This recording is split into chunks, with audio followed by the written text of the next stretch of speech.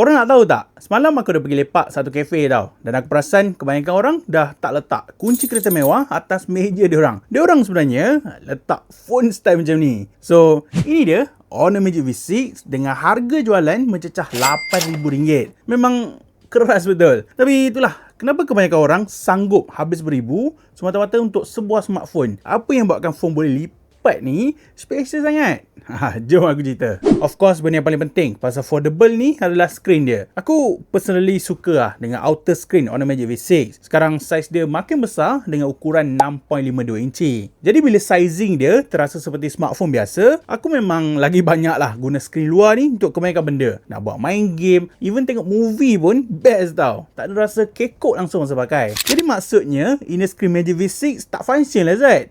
Bukan macam tu. Kalau katakan aku nak merasai pengalaman ala-ala sebuah tablet, baru aku akan fully utilize screen bersaiz 7.95 inci ni. Memang besar gila kot. Korang nak buka 2 atau 3 app secara serentak ke, nak guna sebagai tools untuk edit video ke, serius, korang boleh rasa extra puas bila ada size screen macam ni. And then ada satu lagi feature yang best yang korang boleh guna dekat screen dalam dia ni, yang mana nama dia Fast Flex. Let's say kita tengah guna social media, but then dalam masa yang sama kita juga nak cari info lain kan. Dekat sini korang just kepakkan atau lipat sikit dia punya screen dan dia akan terus pop up AI assistant macam Gemini atau ChatGPT. So lagi mudah lah kita boleh buat kerja sambil borak. And tak dilupakan juga untuk spek lain. So far aku tak ada benda nak komplain. Sekarang dia dah guna Snapdragon 8 Elite Gen 5, sebuah chipset yang memang powerful untuk buat heavy task. Korang nak main game dengan high setting ke, dia memang boleh handle tanpa sebarang masalah. And then capacity battery 6660 mAh yang tersedia pun boleh kata antara yang terbaik.